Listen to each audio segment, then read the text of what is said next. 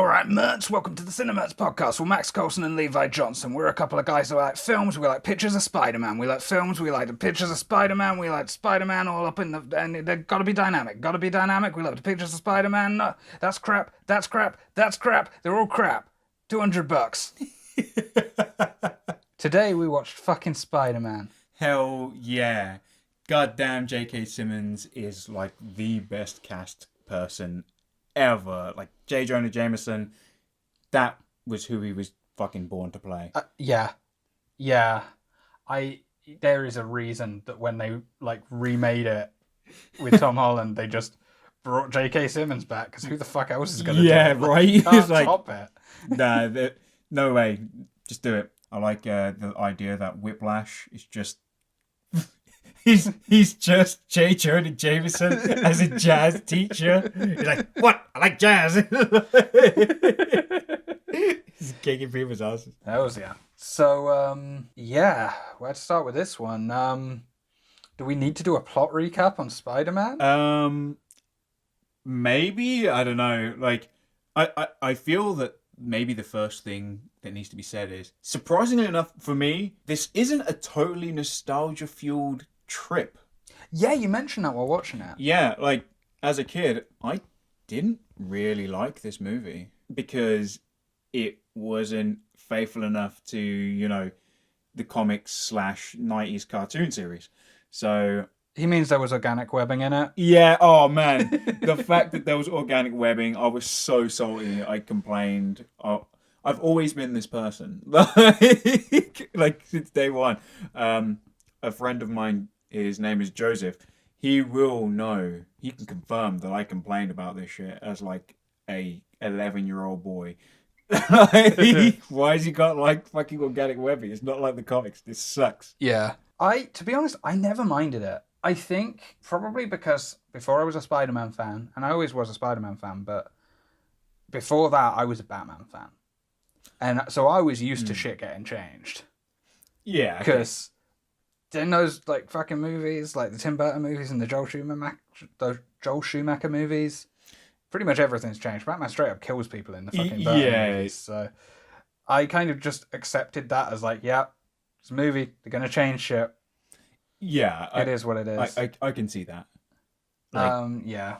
I very much wasn't. I don't know if we ever mentioned it before on the podcast before, but like I know you had the same impression when we were kids. Like again, I was kind of expecting like the what was happening with X-Men. Like when I was a kid, I thought that, you know, live action X-Men movie.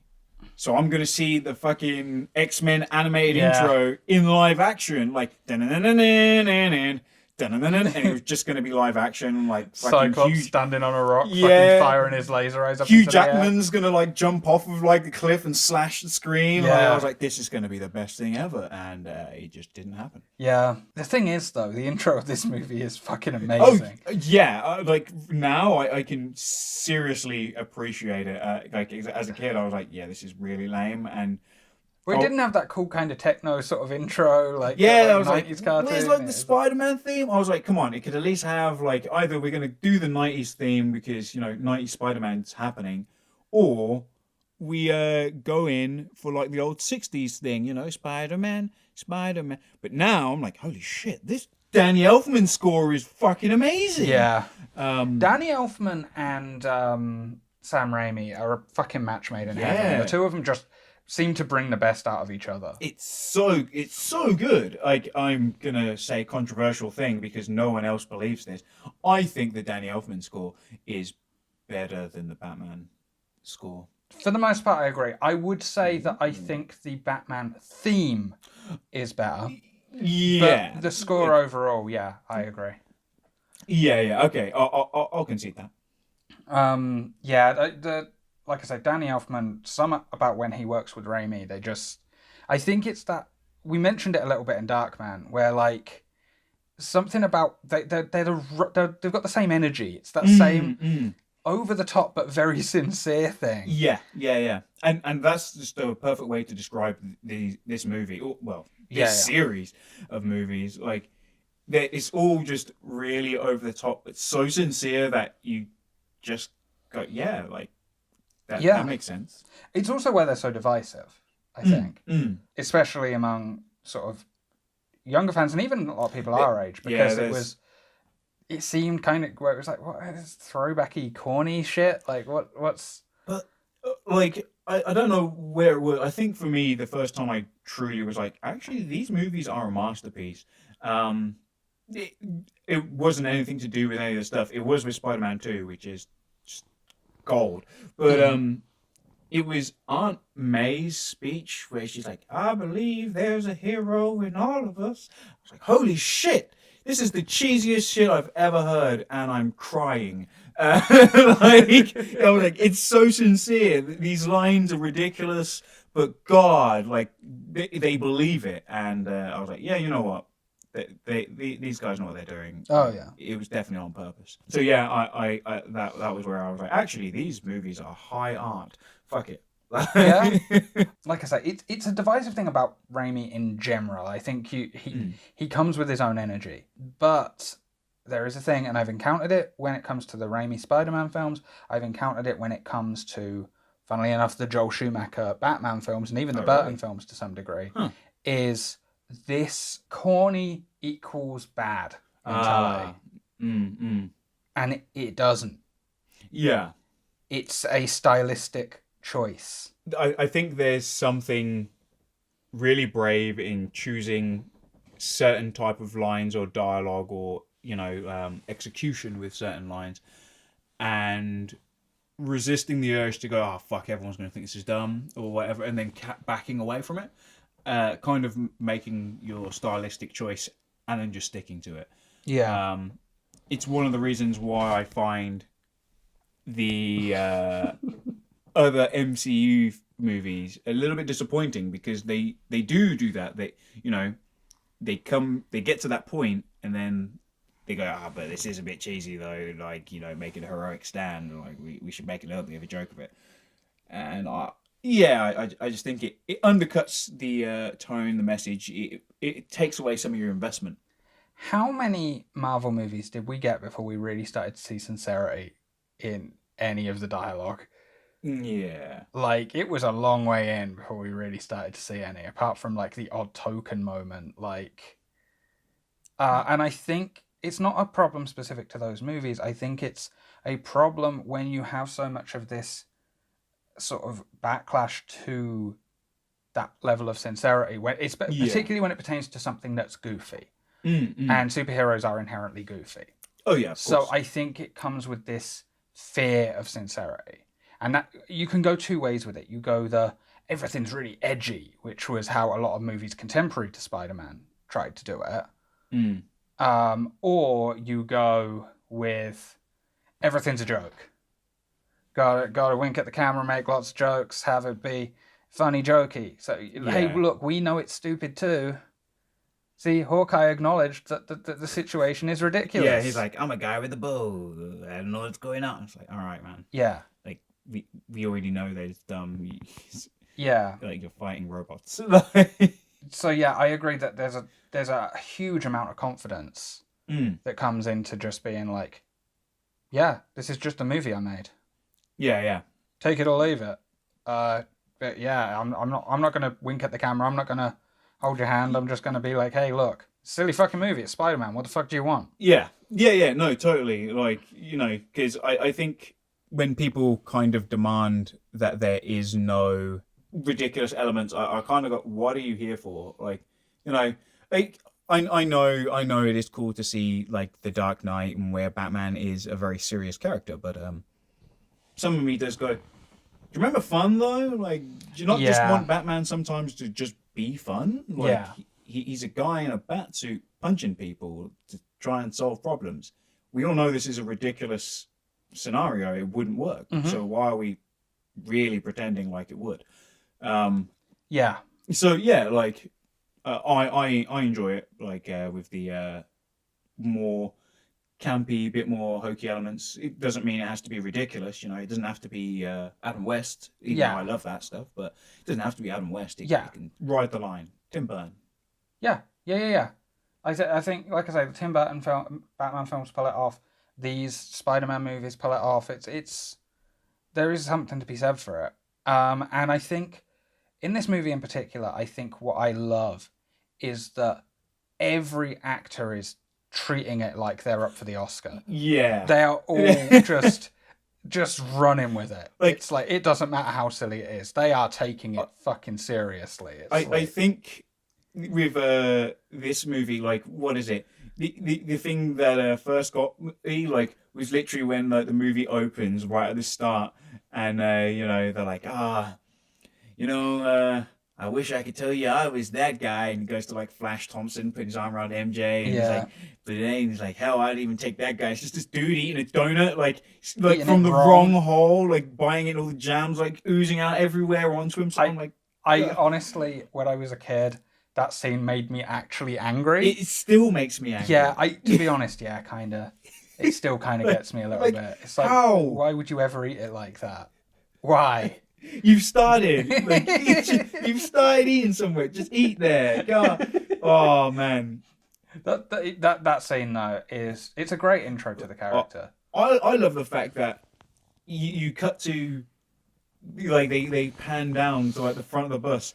And it's just the bus driver who's driving like, fucking loser kid. Like, I've got nothing else in my life except tormenting this one kid. And you're like, shit. Like, that's really cool that they got, like, fucking the bus driver to be that much of an asshole. And then, like, he gets on the bus, and it's like, you see the kind of stereotypical looking geeky girl first, and she's like, yeah, get out of here, loser. Yeah, she's like, I got enough problems, there's no way I'm getting your rep on me. Yeah. It's kind of great that he's like that low on he's the some food sort of chain. social cancer, it's it's amazing. Yeah. And yeah, I mean, I guess we're sort of running down the plot now. I mean, I think it'll be pretty loose, but Watch out for spoilers, guys. This movie came out in 2001. It's like 20 years ago. And it's an origin story for Spider-Man, something I'm sure you have no idea vaguely how it goes. Yeah, I don't think they've adapted many of those, to be fair, have they? Like origin stories for Spider-Man.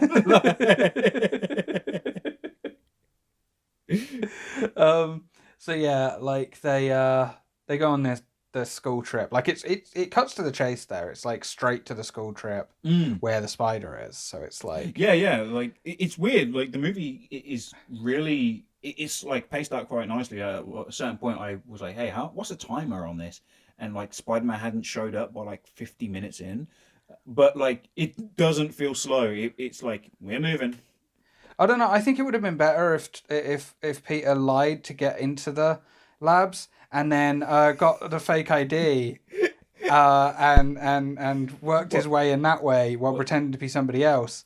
And then just snuck into a random room for no real reason. That just has thousands of spiders yeah. making webs for some reason. Yeah, I think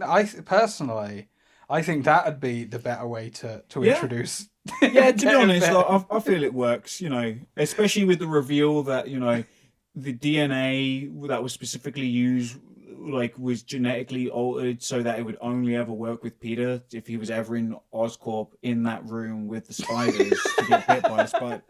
Like, fucking great. Yeah. Fucking yeah. The Amazing Spider-Man movies are not very well told. No. Or well structured. No, or well anything really. Yeah. Costume design's good on the second one. Yeah, that's it. I give you that one. That's it. That's the one for Spider-Man, not for Electro. Oh yeah, which does make me realize: are they bringing Electro back as fucking Jamie Foxx again? Yeah. Which is so weird.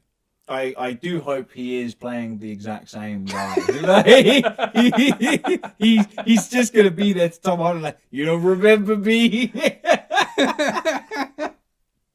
He's like, we've never met before. And remember, you're blue and glowing. Like, damn your eyes and ears. It's like, I'm sure that was a different guy who said that.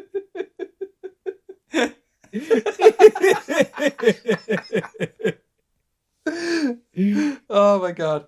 So anyway, he he's at the school trip. I kind of like when is it Flash that shoulder bumps him the first time while he's trying to take photos of the spider? Yeah, I think so. And then Flash's friend just does the same thing, which is like, come on, like he just did that. Yeah, right. It's a fucking bandwagon jumping little bitch. Like, oh, you're like, man, these guys are like some proper Balkan skulls. Yeah. Like, we're just gonna mess with him. Yeah. He's like, not Jimmy. Like when Harry is like, hey, leave him alone. He's like, what are you gonna do? Get your father to fire his father? It's like, I mean, maybe. Possibility, you know. Oscorp's a pretty large, like, enterprise. Like, you got a lot of staff members. If anything, I guess we could probably buy your house. Like, he just goes home and Flash is like, no, they bought my house out from under me. Yeah, he obviously, you know what happens at the school trip. He gets bitten by a genetically modified spider. Yeah. Yes. Like, not radioactive. No. Which, to be fair, again, when I was 11, I was pretty mad. I was like, what the hell? Like, there was supposed to be in the theme song. Some kind of radiation beam for some reason. What science experiment is that? Hey guys, let's just use some open radiation. And the spider just like comes down into the radiation beams and then comes out of the radiation beams and then goes over to Spider-Man. Yeah, it was. Again, the one thing I appreciate with this movie, adaptation can be really good. Like, yeah, I really like a lot of the adaptation stuff that they made to this. They did it. Every piece of adaptation made perfect sense when you're condensing it down to a one and done 3-act structured film, and it works perfectly. It's funnily enough, it's the same reason, and I know we mentioned the Tim Burton Batman films before. It's the same reason I never had any problem with them changing it that the Joker killed Batman's parents in the first movie, because it makes so much sense. It makes it way more cohesive for a 3-act structure. Yeah. You got to think about that shit. Obviously, when you're a kid, you don't think in those terms, so it's more just a case of like, hey, wait, that's not what I remember. Yeah, it was Joe Chill. What's going on? I prefer it being no one, but yeah. A completely unknown, like we never find out. But. When they're on the field trip, of course, that's when we're first introduced to Norman Osborn as well, outside the field trip. Hell yeah. Who is amazing. Willem Dafoe is so good in that movie. Yeah. Like, he nails the movie. Yeah. Like, it's crazy how good he did. Like, I don't know if you know, like, maybe you do, because who didn't watch all the DVD extras, right? He was like, yeah, like, I'm going to go through, like, loads of training and whatnot, because I want to do all the suit stuff myself. Yeah. So, like, he had to do lots of training, and, like, they're like, the glider was really dangerous, and we're all like, please, don't do the glider scenes. He's like, no, I'm gonna do all of these. And they're like, but if you, like, fall, you'll break both of your ankles, and, like, because his feet are strapped in. But, yeah, he was like, no, I'm doing it all. Like, get the heart, Spider-Man. Like, fucking amazing. Yeah. Norman shows up, and that's where you get the first sort of he wishes Peter was his son instead of Harry. Yeah, he's like, wow, Peter, can't believe you're so good at science. Harry, I hate you. Poor James Franco is just there like, oh. Like, which I have to say, again, like, holy shit. Like, one, in my opinion, this is James Franco's one endearing performance in his career. Like, everywhere else, he's pretty much just, I hate him. I have an irrational hatred of James Franco. I'm sorry, James. You're probably really cool. Like, I know you're not listening to this, but, like, I just hate you. I love the idea that James Franco just, like, he looks up on YouTube and he watches any video that has a film that he's in. So he's just, like, scrolling through. It's like, CineMerts. 3 views. Click. No, he's like, these guys are criticizing me. He's like, what's that? I'm going to have to go to the United Kingdom. Sir, it's like Plague Island. There's no way you can get it. Like, oh, give me the Queen. Get me the Queen.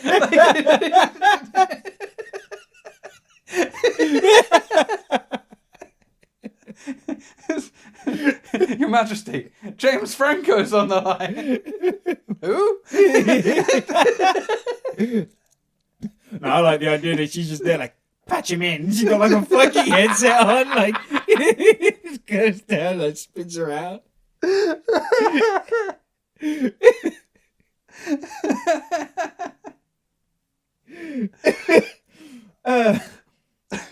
So yeah, James Franco is there with Norman Osborn. Yeah. They look really alike in the movie. They look bizarrely alike. You're like, this is a father and son. Yeah, the thing is, I swear they don't normally. Yeah, It's yeah.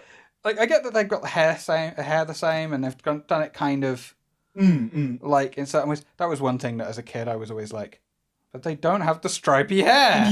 Yeah, and then like now I think of it now, it's like, how would they have done that? Yeah, that awful stripy hairline. Like, you know what? I should probably look at some modern like Marvel, like the Ultimate stuff where it's all done digitally and shit. Like, they still have that fucking awful. Like, They don't. God damn it! Like, how else do we know that they're father and son? They have the stripy hair.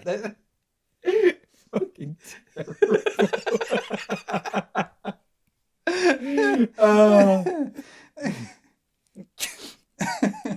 Yeah. Moving on from the field trip, which pretty shortly afterwards introduced to Aunt May and old Ben. Yeah. Because Uncle Ben and they're waiting for Peter to come home, and he comes in and he's kind of ill because he's been bitten by the spider and he's got like a fever already. Yeah. And he just sort of rushes up to bed. But before he gets in, that little back and forth, it's so well done. Yeah. It establishes a couple of things very naturally, I think, which is that their financial situation, like, clearly isn't great. Like, Uncle Ben's struggling. You know, he's not in work anymore. He's kind of, the world sort of passed him by a little bit. He works at the same place for 35 years. Yeah. Like, as like a manager or something, and then they just let him off. Yeah, and it has him kind of looking through the paper, and he's like, computer this, computer that. You know, he's like, can't find a job now. But I think what I like about it, to be honest, what I love about it, is Aunt May acting like she has heard this like a million times, and she just is sick of hearing this shit. Yeah, like, but seriously though, May, like, we don't have health insurance anymore. Like, yes, I've heard. Now pass me that bowl. I really like that. It's just it's a great little interaction. It's not like a particularly necessary one, in that it doesn't add anything plot wise, but it's just, it gives them more character. Oh yeah, which is probably why they're the only depictions of those two that have had any character. Yeah. Like, again, like for me, Aunt May is just actual gold, and although J.K. Simmons is probably the best thing in the movie, like, I don't know, man, Aunt May, she's fucking amazing. Like, the actress does such a good job. Like, well, the thing is, if you compare, Aunt May in this movie to the two subsequent Aunt Mays, you've got the Amazing Spider-Man one, who is I cannot say anything about because I honestly cannot remember her. She just. I remember she looked vaguely like the Ultimate Spider-Man version, and that's all I remember. Yeah. She was just bland. She's a lady. Like, I don't think she has any real pearls of wisdom. Like, at no point, because that was the cool thing about Peter Parker. Like, you know, he's not just the guy on his own. Like, he gets different insight from all around him, right? Yeah, exactly. But, like, I don't think Aunt May ever really gives him anything in. No, not that I remember. And then in the Tom Holland version, Aunt May is a joke. Yeah. She's a punchline. She's, oh hey, you were expecting an old lady. It's a hot chick. Yeah. That's the joke. Like, and it's like, cool. The joke works for, you know, that first moment when you get the reveal, but then you realize, oh wait, we still have to do like an entire movie with this. So yeah, are we gonna make her like a really good character, or she's dating Happy? Yeah, cool. Like, It's not really a substitute for giving her a character. Yeah, but okay. right. Like, obviously, there's no comparing Uncle Ben's in that movie because, of course, there is no Uncle Ben in the which is really orcs. Holland movies. Like, what was it? He has like Uncle Ben's suitcase and he loses it and doesn't even say anything about it. Like, yeah. Jesus, guess Uncle Ben was like a dick in this universe. Yeah. Whereas, again, the Amazing Spider-Man one is so weird because there's so much of a retread that happens in the Amazing Spider-Man that every time I think I've thought of a trait of that Uncle Ben, I realise that it's from the Sam Raimi films. Yeah, I ain't even gonna lie. Every time I try to think about it, I'm like, yeah, you know, he's underneath the train area, right? Like he's near the train platforms, and then like he sees Uncle Ben's been shot, and then literally from there it runs over and it's Tobey Maguire seeing Uncle Ben. Yeah. So literally all I remember is him. He gets Peter to put some meat on his split lip or something, or he's got like a bruise, and he's like, "Here, take this frozen meat." That's literally all I remember about the Amazing Spider-Man Uncle Ben. you've remembered more than I have. I honestly can't even picture his face. So. I can't. I'm picturing the Uncle Ben from the Tobey Maguire films doing that. Like I just replaced him in my head with that character. Hold this meat, Peter. I need the exercise.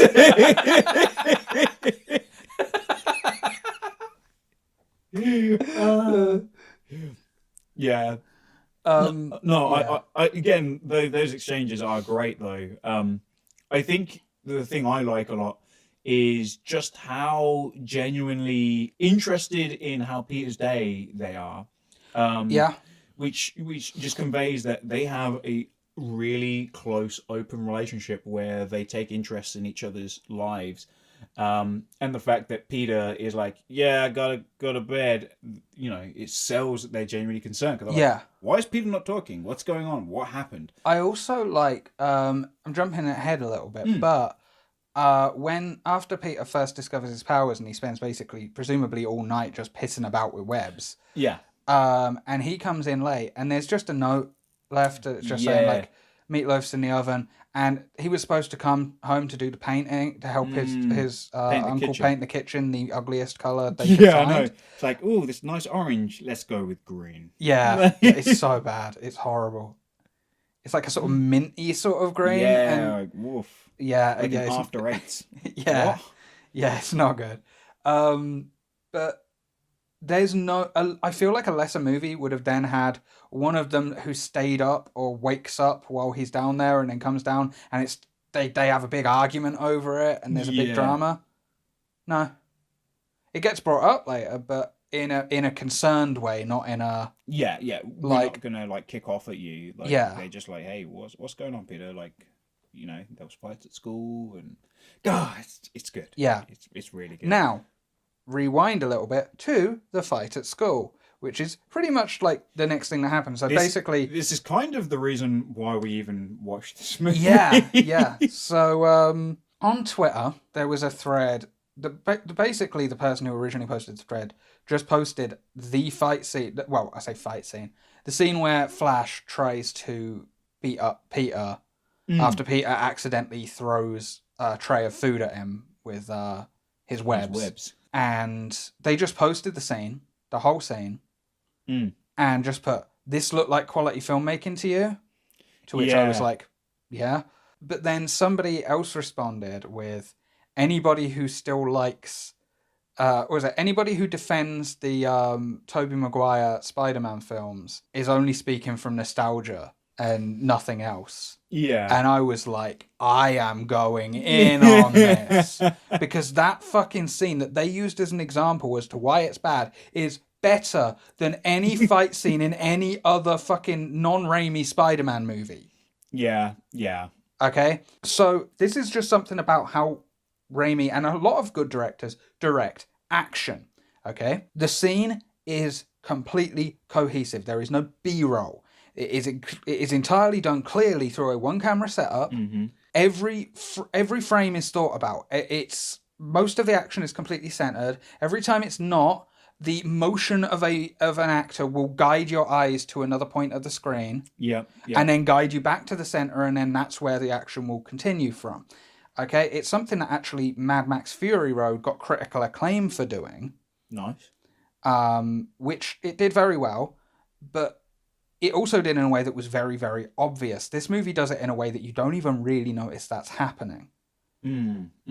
It's done quite subtly, and it's a weird thing to use the word subtle in this movie, but it actually does have a lot of subtlety to it. Yeah. It's just, it's so over the top, you don't notice the subtlety. It's an incredibly well-directed scene. Oh, yeah. It's not a standout within this movie, not particularly, no. It is an incredibly well-directed scene. And yeah, I like the choreography as well. Like, the thing that I enjoy, because like I remember, like, we were just chatting on the weekend, and you were like, "Yeah, I'm going in," and then I saw it and was just like, "Holy shit, this scene is really good," and I was just like, "Wait, Tobey Maguire like has practiced this choreography to the point where he's like slipping and dodging, and it looks good." Yeah. Like, it actually looks good. Like, just one take.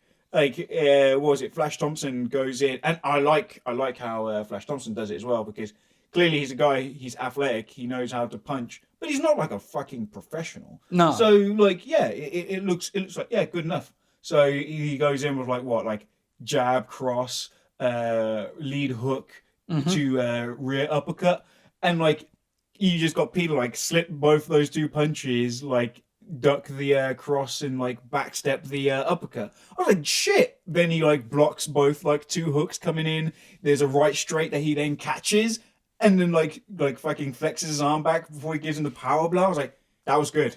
Yeah, that was good. Like, yeah, they choreographed that nicely.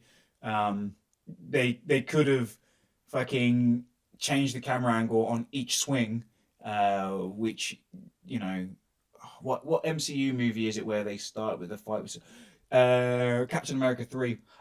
Yeah. I really like Captain America 3, and I just remember the opening fight where they fight a load of goons, and I just remember being really annoyed by like Black Widow's fight with like some rando goons. And I was like, why have they edited it so much? Like, we know like the stunt actress did this. She did it. Like, she jumped on that guy. She did like the spin around thing to throw the guy on the floor.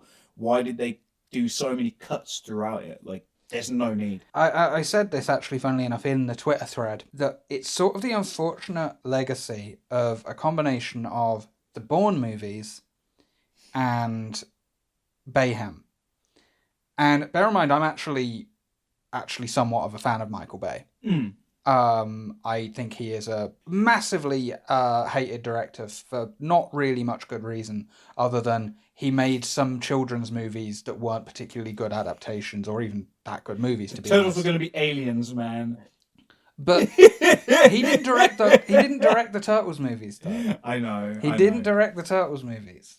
See, because this is another thing. People say that shit to justify their hate of him. So it's just any shit that his name is on in any way just gets lumped as like the Michael Bay one. Even though the Bad Boys movies were directed by him, and they are all good. 1, 2, and 3. I still haven't seen 3. Need to watch 3. Yeah, 3's good, man. But anyway, the unfortunate legacy of a combination of Bayhem and the Bourne movies is this idea that everything has to be shot and edited in a super frenetic way.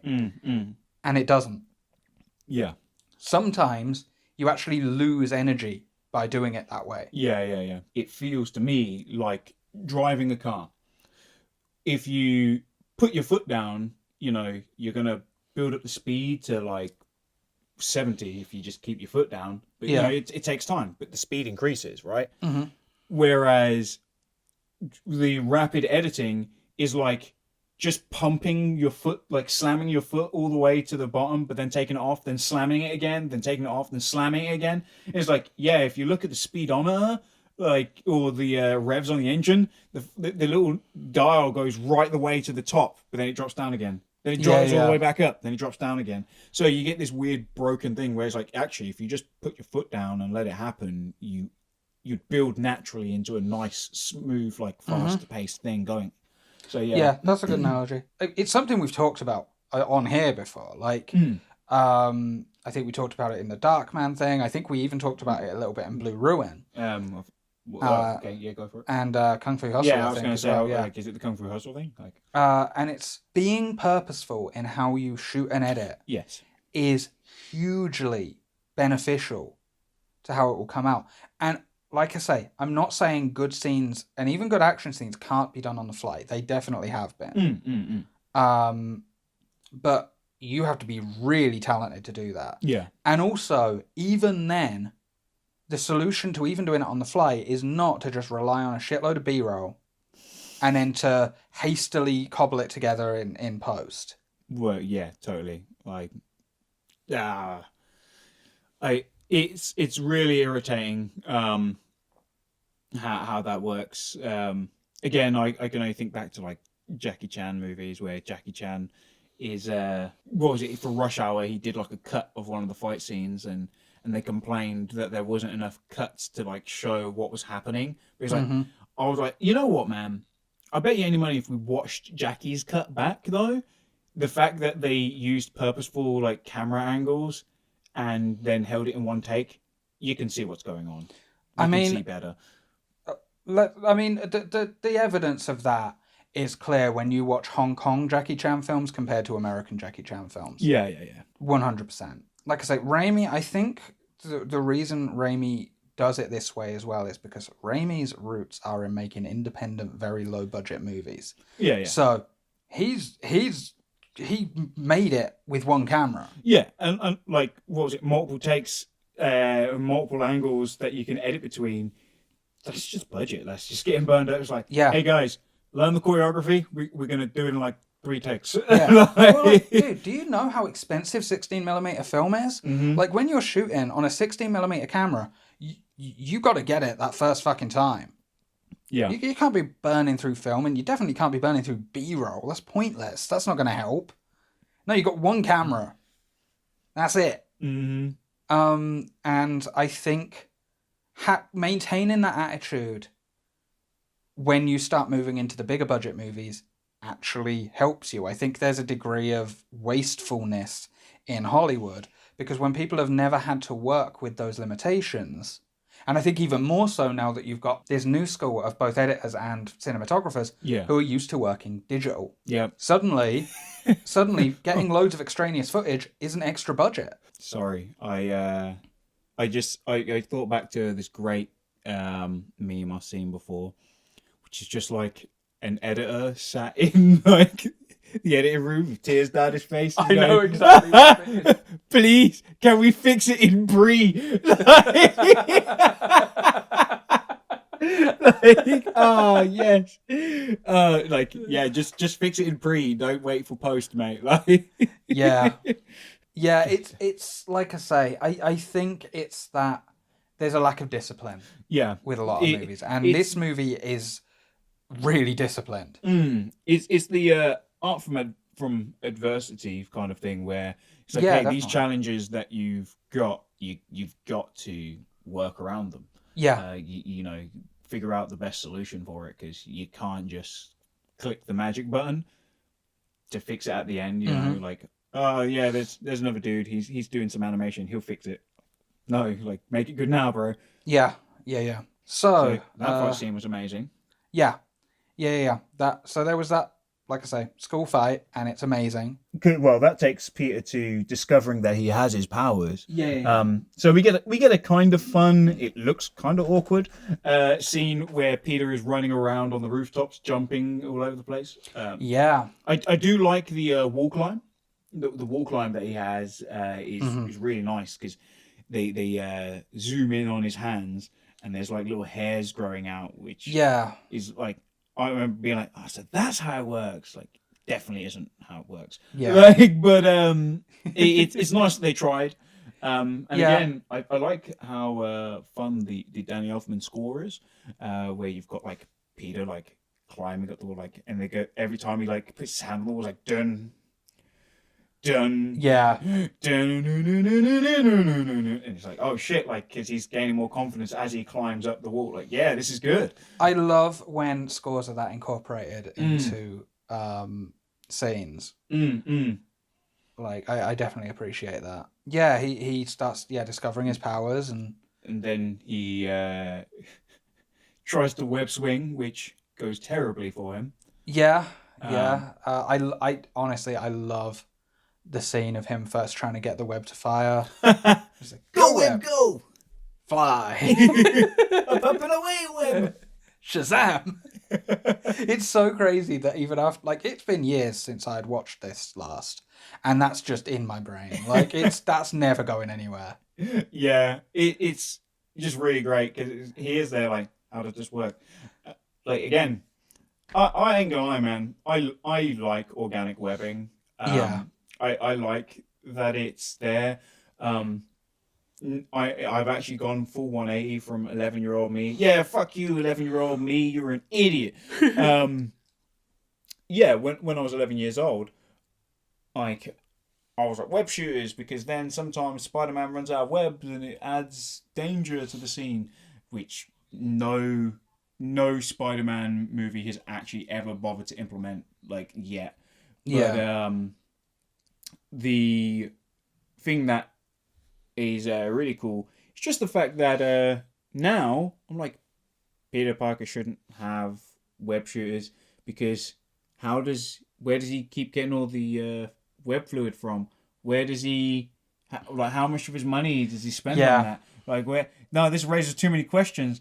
Like, at least if he just ate some food, his body made like silk or whatever. Like, damn, now I'm confused. Like, it's too much to think about. So, yeah, it ruined it for me now that I think, and it's even worse in the Amazing Spider-Man, because it's like, wait, so he just keeps breaking into like Oscorp to like steal web fluid from those weird spiders in that room. Like, nah, let me just take some of that. Like, there's a lot of questions there where it does tie it up way more neatly to have it be organic, especially in the context of, like I say, a 3-act movie. It makes perfect sense. I know some people were whinging because they're like, oh, but how are we meant to know that Peter is a super genius? Aside from the fact that Norman Osborn has been like, wait, you read that paper and you understood it? Like, Jesus, you're already better than my son. Like, yeah. I think also him being a super genius is, I mean, it's a thing, it's referenced, not that important to this plot of this movie. Comes up more in 2, but in the first movie, it's really it's a background it's a background detail. You know, he's just the kind of weird nerdy kid, and that's about all you need to know really about him. Because again, this movie is, and I've used this word for a few movies we've talked about, functional. Yeah. You see, there's a theme on what type of movies we like. Yeah. Yeah, there really is. You know, this movie is not wasteful. It doesn't really introduce any plot elements we don't need. There's no scene of him fucking going to the subway and then he puts the thing in and a train lifts up and it leads to a secret lab that his dad built. Got a secret bunker on the ground. Like, his dad's just there. He's like, I survived the whole time, Peter. Now I'm going to absorb 17 and 18. He's like, what? Who are they?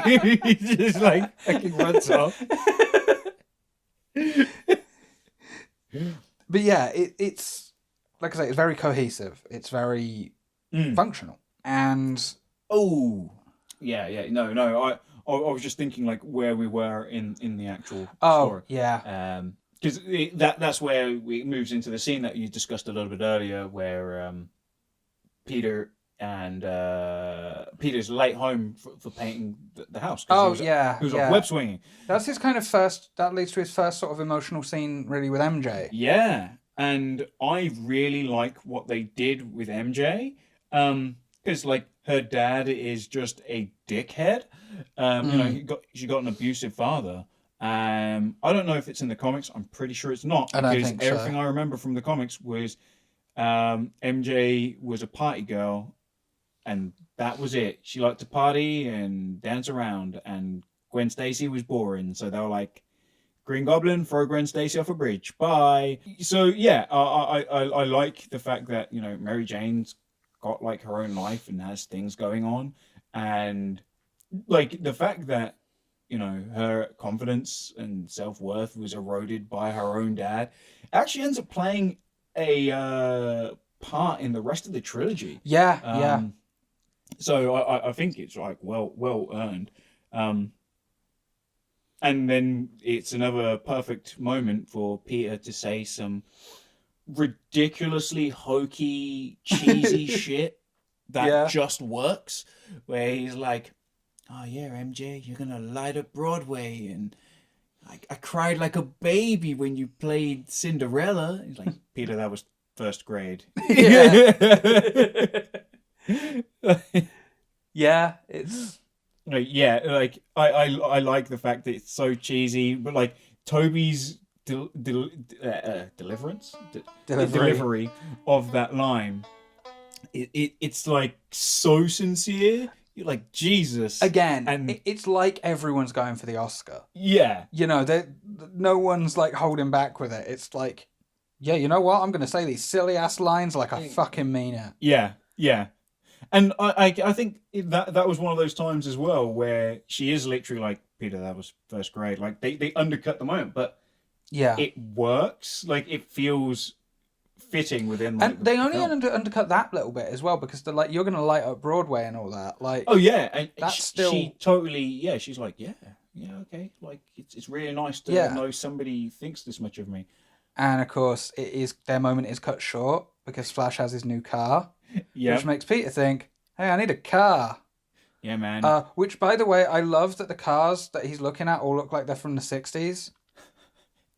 Yeah. Because it's based on, like, hey, look, this is a 60s superhero, even though it's set modern day. So it's sense. Like ultra, like, what time period is this? Like, you were saying, like, I love how Aunt May and Uncle Bennett's got a wood panel TV, like, in the house, like a tube TV, like, what?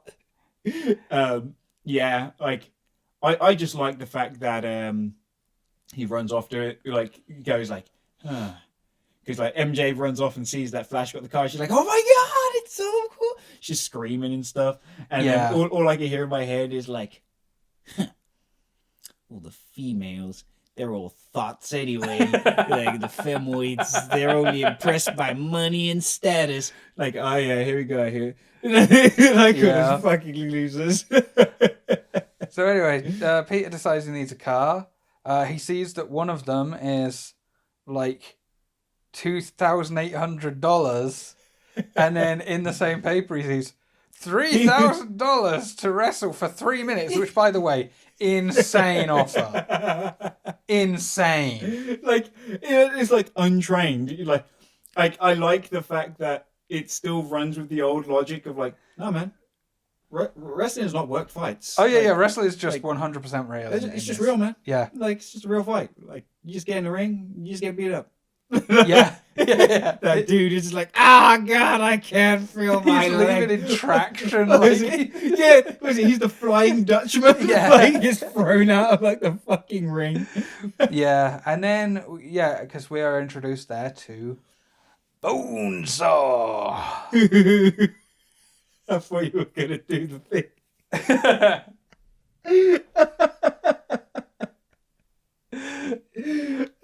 Bonesaw played by Randy Savage. Yes. In a persona nothing like the Macho Man as well, which I quite like. They should have had in like one session of WWE, like he comes in as Bonesaw. Like, it would have been so great. I would have loved that. Fuck yes. Yeah, I mean, I think he pretty much retired. I think by then, hadn't he? Like, because I mean, to be honest, he died not that long after. I think. And was it not long after? Shit. I don't think so. Like, I know he passed away, but I couldn't. I could be wrong on that, to be fair, but I'm pretty sure it was quite a long time ago that he died, though. So, but yeah, he shows up. I love the costume reveal in this thing because this is where we get to see his shitty costume, and it's hidden for ages. Yeah, like he draws like the good costume as well. So you're like, oh shit, like did he do it? Like, yeah, and so like you see the back of his head, and it could be. It's kind of, you can't really tell. There's no lines, but all right. And then, like it's like like Bruce Campbell is like. Call it like he's. What's your name, kid? Yeah, he goes back. He's like, "What's your name, kid?" And he's hidden behind the screen, and he's like, "The human spider." That sucks. The amazing. No, was it like the terrifying, the amazing Spider-Man. He got my name wrong. I don't care. Get out there. And it's the fact that that's when the screen comes up and it's this shitty costume. He's wearing a balaclava and a hoodie with like a spider on it. This is one of those things, though, that I feel like if somebody watched those movies now, having already watched any of the other Spider-Man movies, the impact of that would be lost, because now it's just standard that there's a shit costume first. Yeah. Because they just made that movie just set that as like, okay, yeah, he starts out with a shit costume. Got it. Yeah. Except it's kind of weird because there's less point of it in the other two. I didn't mind it in the Holland movies, to be fair, because it's like, oh, so he gets the costume given to him. That's just the shit costume. Just is his costume. Yeah. That is Spider-Man's. That works fine. The Amazing Spider-Man one just ripped it off for no real reason. Well, did he even have a bad costume first? It doesn't even sell it well. Because it's not like a Spider-Man costume. He's just wearing a balaclava or something. Yeah. Yeah, I'm gonna have to rewatch those movies because all I can think is they were not good. Yeah, they're not even like fun bad. They're just bad. Like, actually, 2 is kind of fun bad.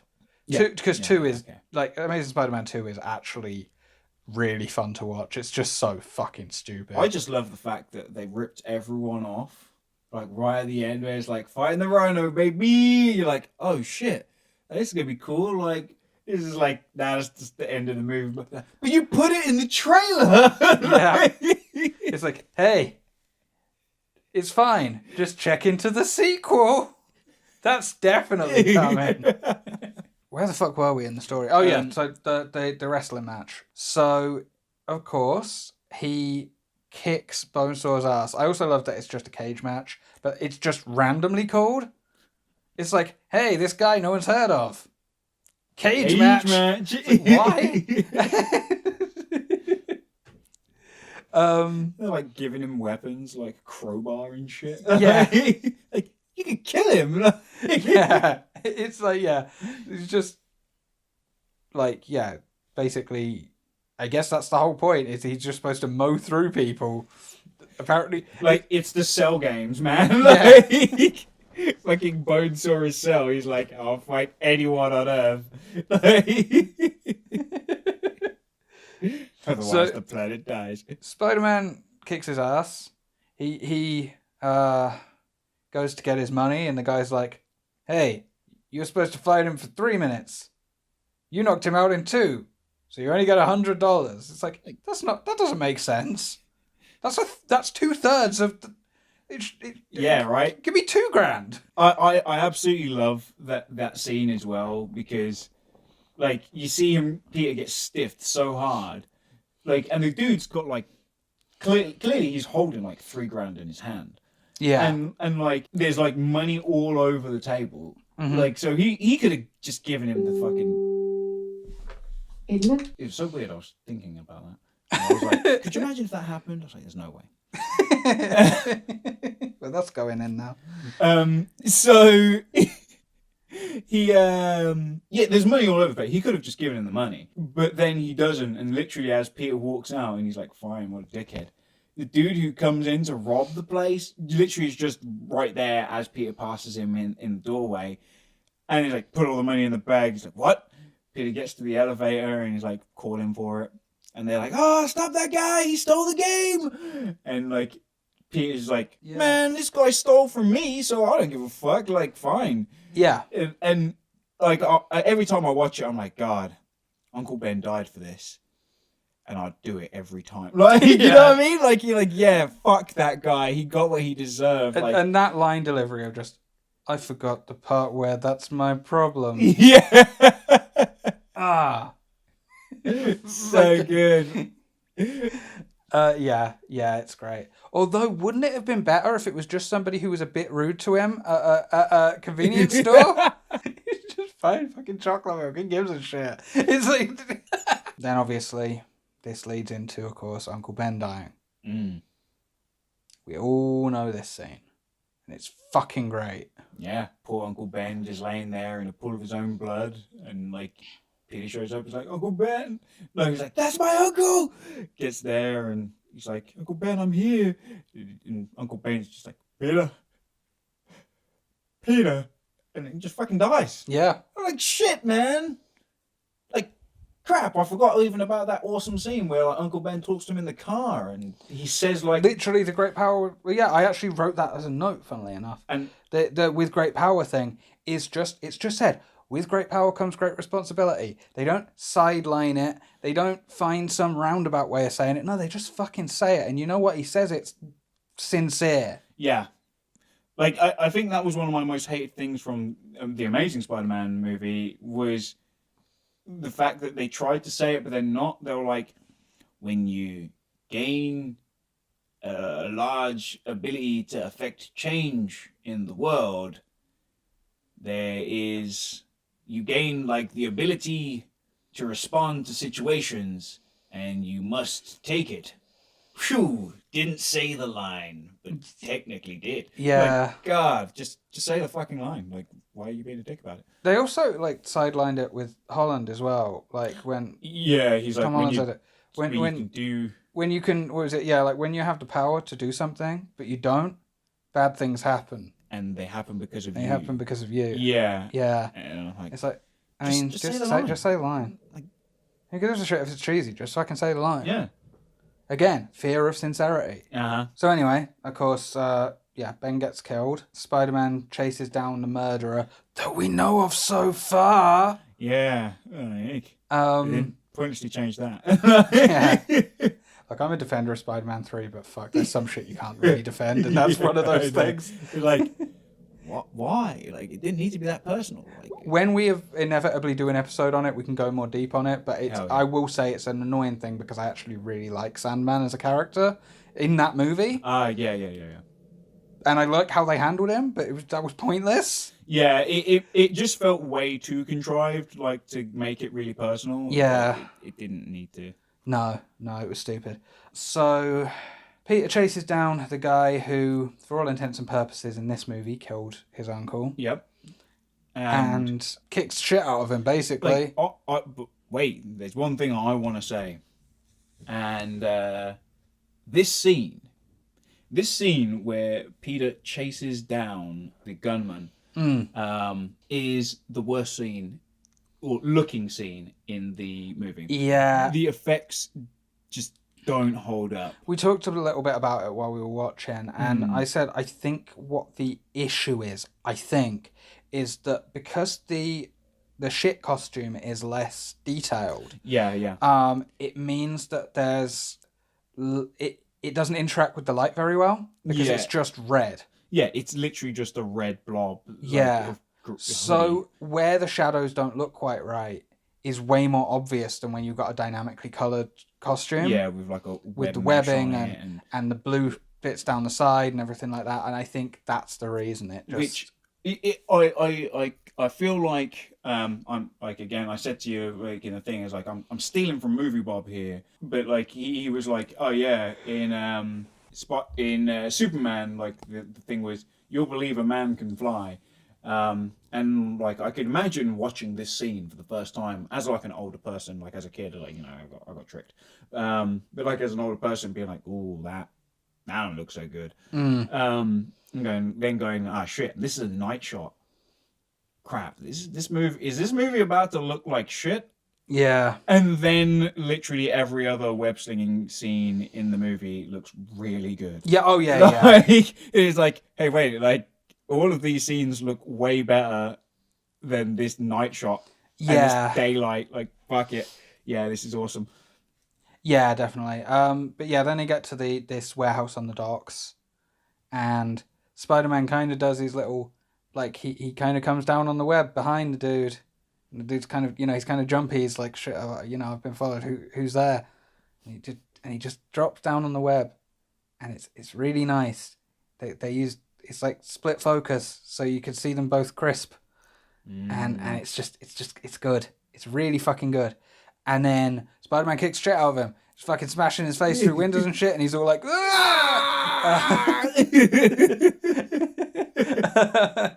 I love that he smashes his face through 2 windows. Yeah, I know. Which I'm not sure. When watching it back, I don't know if they actually show the smash through the window actually twice. It might actually be the same shot It could twice. be. It could easily be. Either way, smashes his face through a window, fucking, like, just kicks shit out of him.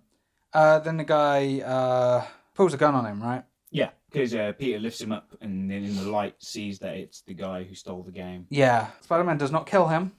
No. No. Spider-Man doesn't kill. Yep. He managed to keep that. He keeps his hands blood-free. Yep, and there's no technicality kills. People die, but it's not like a technicality. It's not like that Batman Begins bullshit. It's like, I don't have to save you. You do, because you created the situation in which that he's going to die. So that is killing him. You can't...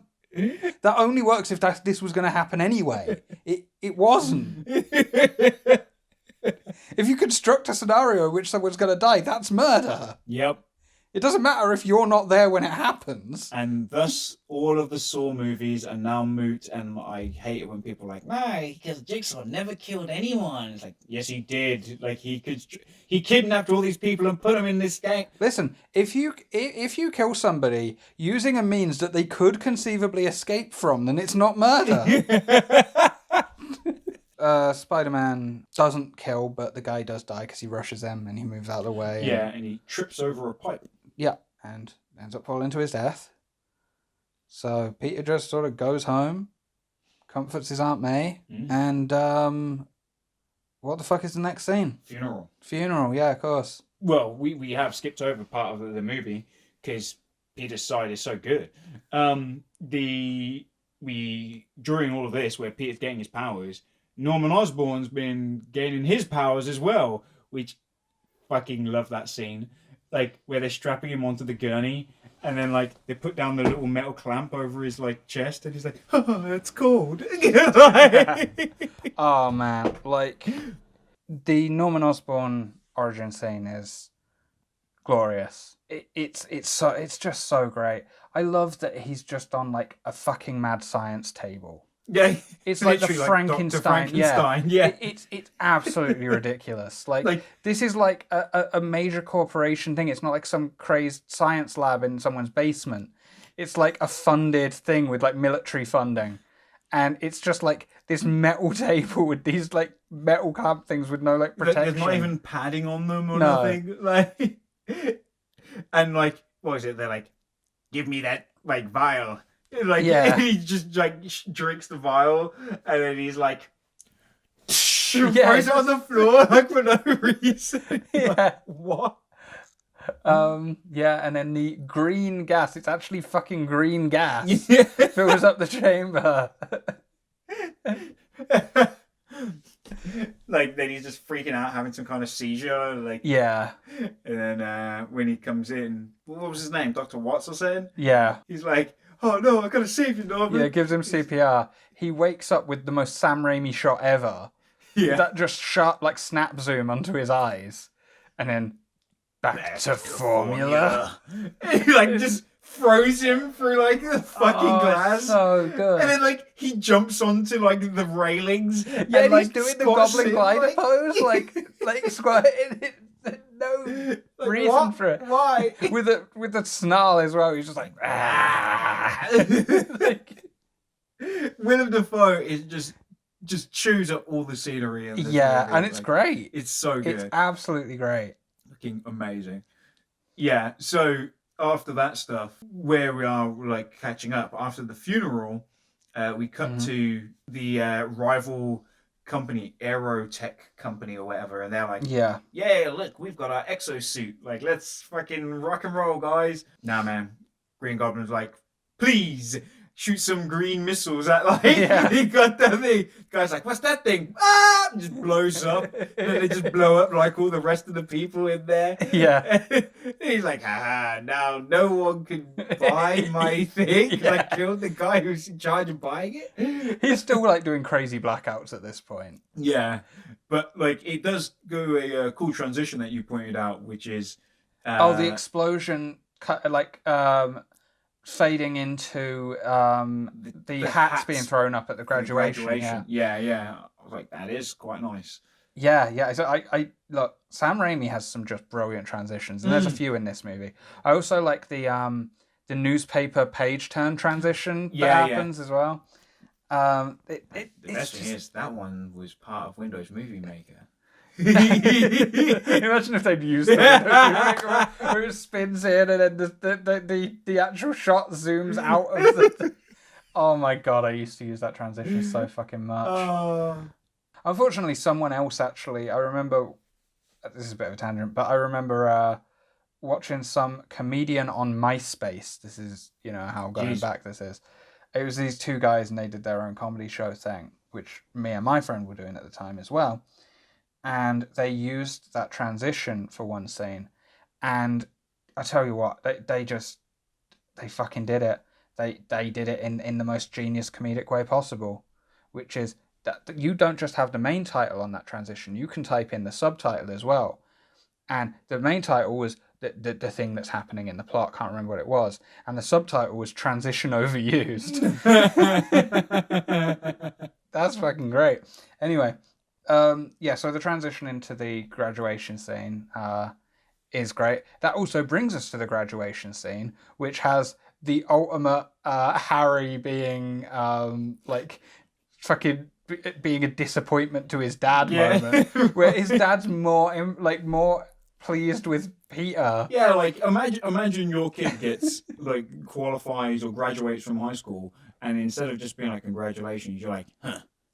Not the first time I've been proven wrong. You're like, wait, so you were just betting that he was gonna fail? Yeah. Like, Jesus. And then the second after, he's like, Peter! He's like, immediately. The Science Award. No, that's something to be proud of. And Harry's just in the background, and he just looks down and walks off. Yeah, awkwardly shuffles away, like he's just like, fucking like, oh, my dad just thinks I'm a piece of shit. But that does lead Harry to finding out the most important bit of information. He sees MJ break up with Flash Thompson because he wanted to marry her, apparently. Yep, and he's already done it once. To be honest, he already did wingman foul. Right at the beginning during the field trip, he did a foul.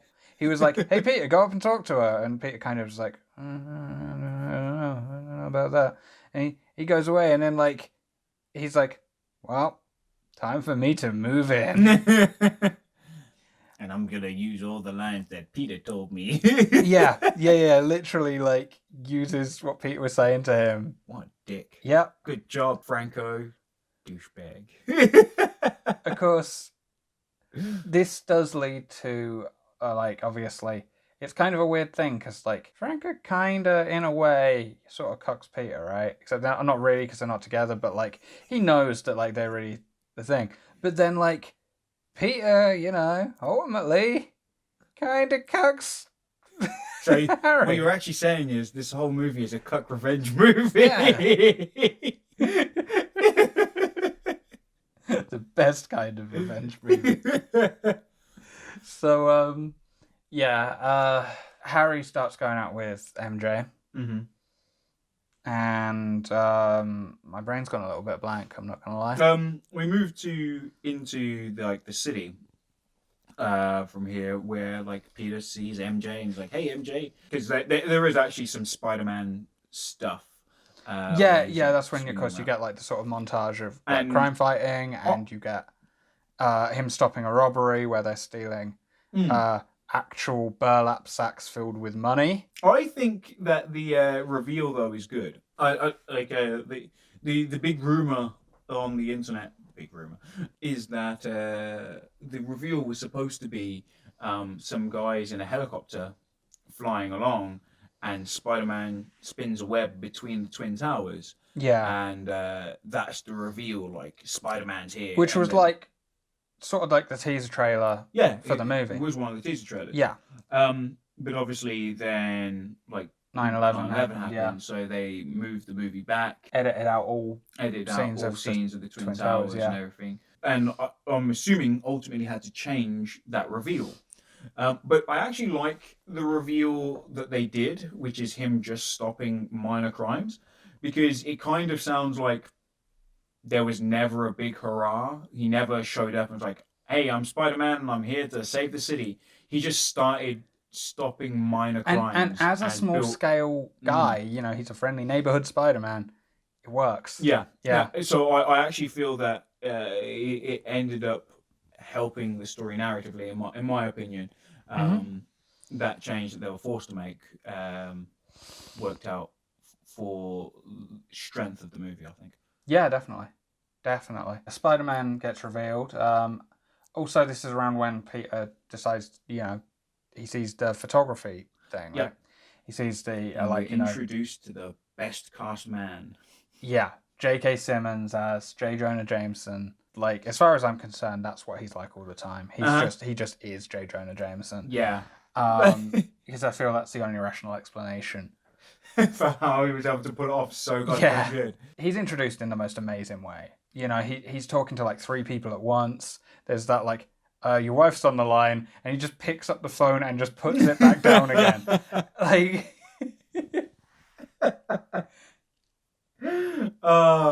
yeah. He's like, I've got a call coming and they can't wait. They're about to.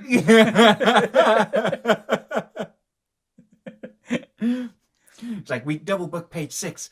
Like, move to page 7 and give them 10% off. Make it 5. Make it 5. It's like, we already booked up like page 7. Page 8 then. Yeah. I don't think we could do that. Do it. Out. And Peter goes there because, of course, and this is again pretty standard Spider-Man law, he takes photos of himself. Yep.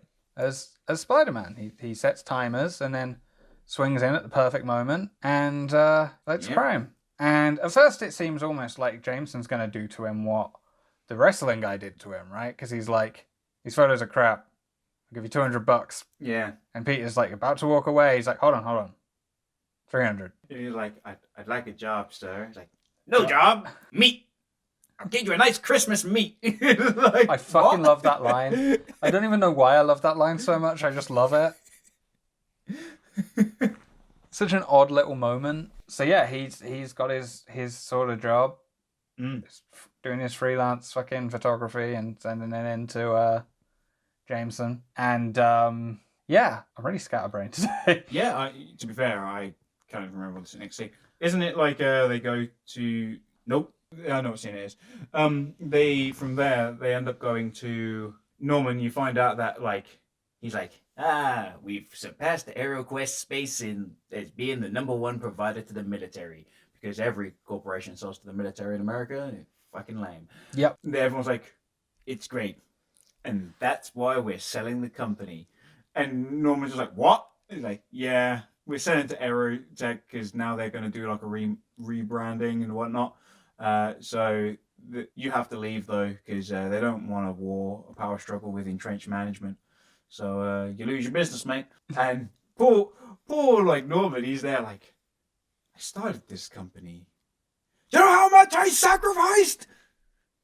Max. And like, Max, this is the one thing I think is really interesting. Max is just a guy in a wheelchair. Yeah. Like, why'd they cast that guy? Yeah, it's not like a plot point. It's never brought up. Yeah. It's just a thing. I think there's a suspicious amount of disabled people in this movie. Like, no bullshit. It's the SJWs coming in with like the rude in the movies. They counterbalance it by having MJ do some cultural appropriation with a kimono. Yeah. Well, actually, I think isn't she wearing a quipao? Like, isn't it I a have no Chinese idea. dress? I don't know. Oh. I'm not. Clothing is not an area of expertise for me. I'm currently wearing a plaid shirt and dungarees. I am clueless. Hey, I'm wearing a plaid shirt. Yeah, we both suck. Hey, Chris is really fashionable, and Chris was the one who got me into this plaid shirt. It's the blue one, Chris, if you ever listen to this, which you probably won't. So that sort of leads us pretty well to the Macy's parade. Yeah. It's so good. Yeah. Fucking Macy Gray. Yeah. Like, which, I ain't gonna lie, I think Nutmeg Fantasy is a fucking awesome song. It's a good track. It's a good track. It's a good track. I really like Macy Gray. She's got a nice voice. Yeah, it's interesting, different from what you normally get. Yeah, Super definitely. airy, like, awesome. Yeah, and she's singing, and there's some great CGI royalty-free balloons that are floating around. Yeah, they Nice, look great. not established cartoon characters that they've got. Just sort of a kangaroo and Like, it's so weird as well. You'd think maybe they would like be like, hey, let's just sneak in like some Marvel characters or something. yeah, Like, nope. yeah. Like, No, it's just not going to do a Captain America balloon or no, just anything some like weird that. Like, generic parade balloons. And the Goblin comes flying in, kind of molesting the balloons as he goes past. Just yeah, like I like that. I don't know like why is he coming in like stroking the balloon? It's so weird. yeah, and he throws some pumpkin bombs out, Yeah. and they just fucking incinerate those. Yeah, like fucking poor Max just falls out of his wheelchair and he's like, "Oh God, help!" And he just throw like a fucking disintegration grenade next to him. Yeah, Like, it turns to skeletons. It's like, Norman, like fucking Harry's on there, man. Like, what are you doing? yeah. I also love it's like, wait, why was this guy not able to get military contracts? Right? Like fucking disintegration grenades. Like, I think that will outdo the what is it? Right? The goddamn glider. Yeah. Like, the glider, like one bullet, guy gets shot off and dies. Yeah. Like fucking disintegration grenades. Like, think about how much damage that can do. So anyway, yeah, he attacks his former business partners at the parade. Where Spider-Man is forced interaction in the most Superman way ever. Yeah. We literally get the shirt tear open. Oh yeah. It's again really fucking sincere. It's just like, yeah, it's Spider-Man, and yeah, he swings around. He saves a whole bunch of people more than anything else. Which I appreciate as well. Like, I like seeing Spider-Man save people. Yeah. I think that's something that's missing from a lot of more modern superheroes. Is they kind of forget that they're superheroes, and they're like, hey, no, we just gotta have them fight the bad guy. It's like, nah, I like it. It's the one saving grace of Age of Ultron is that there's one whole scene that's basically dedicated to just them saving people. It's the one thing that movie's got going for it. Yeah, because I was going to say that was my favourite thing actually about the first Avengers movie is when Captain America's like, I'm going to go in this building and save these people. Yeah. That was my favourite thing from that movie because I'm like, save more people. Like, a lot of the times superheroes are overpowered anyway. So the whole level playing field thing is, yeah, they take damage saving people. So that's what levels the playing field. Yeah, definitely. And yeah, Spider-Man basically spends that whole scene saving people. Yeah. He's not really interested in the Goblin at this point. He's like, no, I've got to save these people. Yeah. I've got to save this stupid fucking kid. He's like, I'm probably gonna die. Or if I stay here, maybe Spider-Man will save me, sucker. Either way, I think I'm just going to embrace the situation as it comes. I feel like that's the best thing for everyone. So he saves some people. Stan Lee gets a little Stan Lee saves hero moment. I think a little girl. Yeah, it's a little girl. The ledge is about to fall on her, and he's like pulls her out of the way. You know what's funny? I remember at the time that happened, there was a thing where it was like, you notice how Stan Lee's cameos are just getting bigger and bigger. Like, hey, next thing you know, he's going to be playing Spider-Man. It's like, you had no idea, you innocent people, how obnoxious the Stan Lee cameos would start to get over time. I think the worst one, in my opinion, is probably, was it Iron Man 2, where it's Hugh Hefner? Yeah. I was like, Jesus, this is so lame. Yeah, it's... Yeah, that was my least favourite. When it became an expectation, that's when they started to suck. Like, obviously, I love Stan, the man. He's so cool. I think it was better back when it was a case of not everyone who was watching was going to know who Stan Lee was. So it was a case of like, hey, it's just there for people who notice it. Yeah, like, it would have been nice if, for me, I would have been like, hey, how about instead of just getting Stan in every time, what's Steve Ditko doing? Don't tell me he's dead, because that would be really awkward. I mean, he is now. I think he was alive at the time. Yeah. Because I couldn't remember when, like, I was like, could you imagine if there was like, yeah, look, we got Steve Ditko in, like, to be in the movie. Like, he's got a cameo. That would be cool. Yeah, but I mean, Steve Ditko is kind of a weird guy. Like, even better, you go perfect in one of these Raimi movies with all these fucking bizarre extras. He stinks, and I don't like him. you know, like you'd have to be really careful about what extras you pick to be like, that guy's got long hair. Is he some sort of hippie? I don't like hippies. I don't want no dirty commie hippies floating around. Spider-Man wouldn't help hippies. What?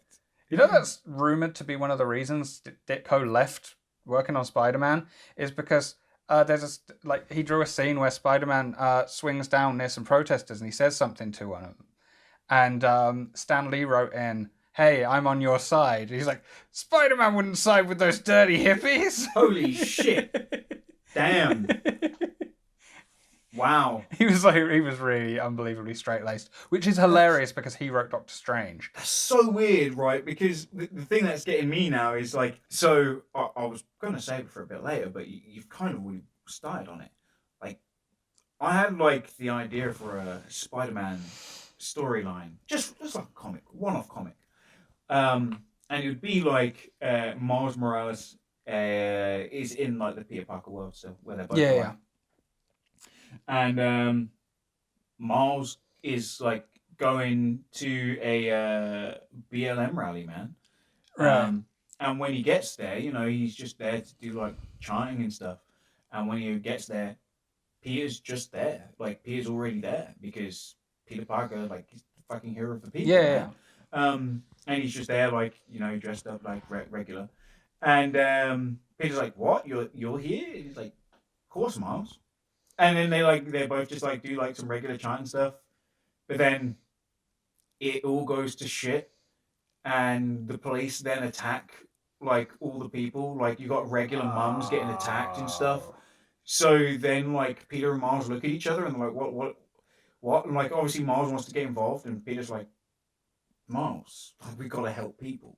So like both of them suit up and they like fight the police, and like, you know, like they're not like, "Oh yeah, we're gonna like beat the shit out of the police," but like they're trying to stop stuff from happening and stop the escalation. So they kind of fight the police, and you know, then pictures are taken, and the next scene you see is you see Jameson.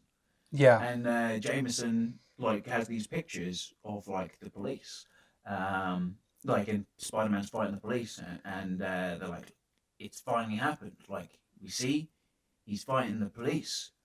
And Jameson's like, "For the first time, Spider-Man is a hero! My best friend, Robbie, was at that BLM protest because Robbie is a black guy. And he's like, he's a journalist, and the police assaulted him. And he's like, I will not stand for it. This is the first time these Spider-Men, these Spider-Punks have ever done anything good." And he writes a positive story for Spider-Man. And that should be the fucking comic. Yeah, that's the one, man. Like, yeah, that'd be so fucking best. Yeah, Ditko would have hated that. Yeah, he would have. Ditko, I don't know if you know this, Ditko, Rorschach from Watchmen was based on a couple of different people, but it was based partly on Batman, partly on The Question, which was a character that Ditko came up with. Oh, I don't know. And partly based on Steve Ditko himself. Jesus. Because Ditko was a raging objectivist. Oh. Yeah, he believed that the only right you had was a day's work for a day's pay. Yeesh. Okay. Yeah. He was, he also, he believed some weird shit about like how there's no moral distinction between somebody who like smokes weed and someone who murders people. So he believed in like death penalty for both of them. He was like a kind of crazy guy. Okay, yeah. All right. No, I hope he's still got fucked over though, and that's still not okay. I don't care how weird of a fucking guy he is. Still not okay. Even though by his logic, totally is okay to do that. I was because gonna it's say, like, well, I mean, it's Stanley's intellectual property, so technically, you have to be fine by that. Yeah, like by your own philosophy, but by the same token, still fight for you, man, because that's just where I'm at with that sort of shit. Yeah. Okay. I don't like people getting ripped off. But anyway, Macy's parade, and then that's when he swings off with MJ. Yeah. And Spider-Man is a lovely, lovely mannequin. I love that. It's the thing is until you're aware of it, you can just ignore it. Yeah. And then once you're aware of it, it is the most blatant thing because he is just completely still. Like Mary Jane's like looking at him and wow, and then he's just like fucking wooden dudes. I was like, oh shit. I was like, nah, there's no way you can really tell when you. Oh shit. Yeah, no, it's really blatant. I kind of love it. Yeah, again, pretty clever though. Yeah, that's kind of when MJ realizes she's got a thing for Spider-Man, kind of. Yeah, man. Like, I ain't gonna lie, bro. Like, Spider-Man was freaking swooping in and saving me. I'd be like, hey, you want to go for lunch later? Yeah, but it does mean that Peter's kind of cucked himself. It's a cuck bonanza. There's just cucking going on everywhere. And hell, like a little bit later on, Norman seems like he's gonna try and cuck his son. Yeah. Because like what? Like there's like more scenes. Oh shit! Got that stupid scene where like the Green Goblin like breaks into the Daily Bugle because he's like, I'm coming for Spider-Man. That scene is great because it's like, hey, Jameson's not necessarily that bad of a guy. Yeah, right. Because he's like, who's the guy that takes the pictures of Spider-Man? And Toby was literally in the room with him. Yeah. Like, you know. Yeah, and he's like, I don't know. They come in the mail. It's like, and even the guy, the guy's threatening to kill him, and he's like, he's still just like, no, I don't know. I have no idea. Yeah, you're like, holy shit, is Jameson like a 3-dimensional character or something? Yeah. Yeah. And then like Spider-Man shows up. And fucking out of nowhere, Green Goblin's just like puts his arms out and like sleep, and like sprays him in the face with the sleeping gas. Like what? Yeah, and then he does the join me. We're not too different, you and I, and we can rule the galaxy as father and son. What I kind of like about that is Toby's like, I mean, we're really not though, are we? Like Spider-Man just like, yeah, straight away he's like, we're not. I mean, you straight up kill people, and I do the opposite. Doesn't really work with us. This ain't a Batman Joker dynamic. This ain't really gonna fly. Yeah. He I guess just sort of is like, okay, well, think about it. I'm just gonna leave now. I don't really know what my plan is. Yeah, right. And then like he just shows up again, but in the most bizarre place, like Spider-Man's just saving some random baby from a burning building. I absolutely love this because the level of planning is insane. I'm assuming he set the fire. Well, right? I guess so. I guess bizarre comic book logic, Spider-Man just can respond to any emergency that happens to be going on. Could you imagine that being like, I'm going to set this fire and Spider-Man's going to show up and you burn down the building and Spider-Man's just the other side of the Well, what city. you didn't see was the 3 other buildings that he tried this with that just burnt down with him in it. And he just awkwardly had to crawl out and he's like, oh, on to the next one. And then, what I love is the reveal because he doesn't reveal himself to Spider-Man straight away. No, he instead is like covered in wearing rags.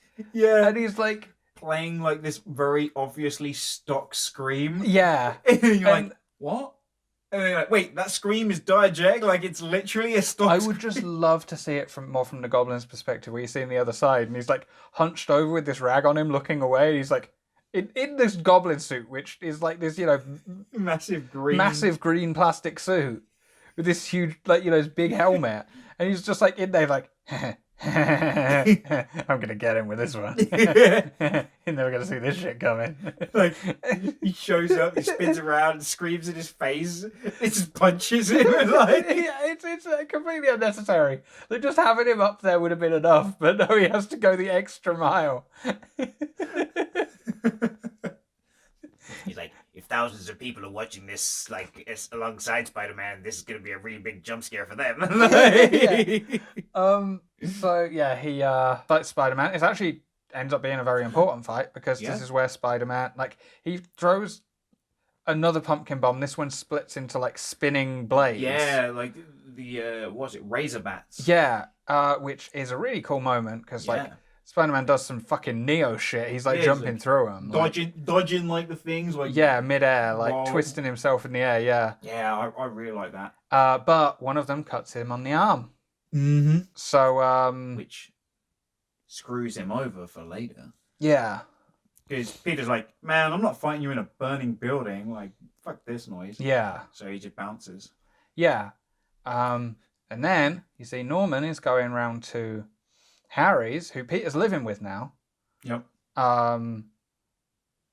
And he's going round to do Thanksgiving. And he's like, who's this lovely young lady? Yeah, and this is where he has serious considerations about cucking his own son.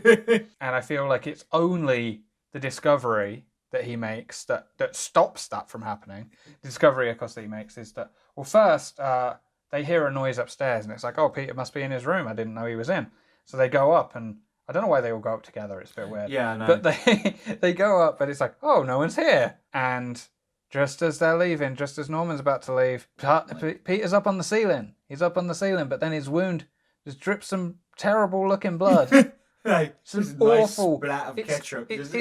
Yeah, it legitimately looks like ketchup. I mean, I think it's CGI. It really is CGI. So why they didn't? I don't know why they didn't place the camera on a low shot. Oh, hold up, get like some really like thick blood or whatever, squeeze it out. It would have been it would have been so much quicker and easier to do it practical, and I have no idea why they didn't. It's very odd to me. Not a clue. It's like someone was like, so we got the fake blood? Fake blood? Pff, you can do anything with computers now. We'll do it with a computer. They could do that in post, okay? Why? Computers. Like, isn't liquid the hardest thing to animate? Yeah. Computers.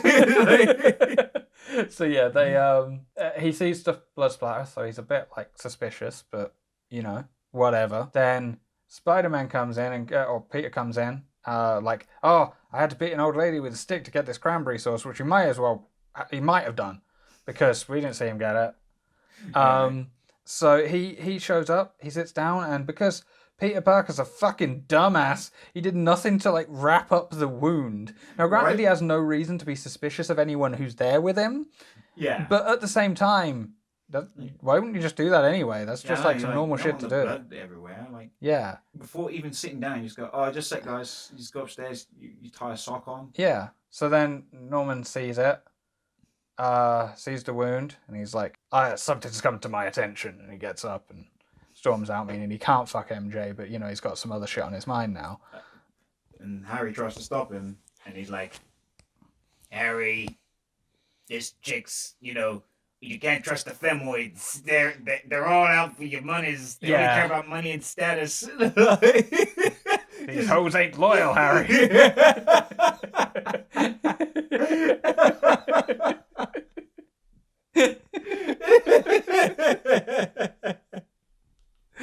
Yeah. Fuck me, we've nearly been talking for 2 hours. Oh shit. Yeah.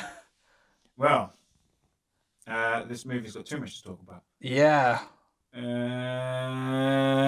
Anyways, so that happens. Spider-Man is like, yo, it looks like he knows who I am. Because right from there, Norman Osborn's like, right, gonna start attacking the people you care about. So he like blows up, what was it? Blows up Aunt May's house. Yeah, which is amazing. Oh yeah.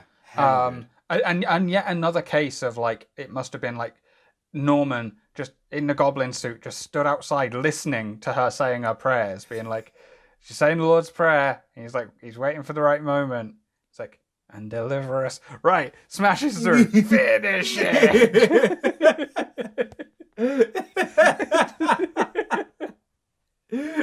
God damn it.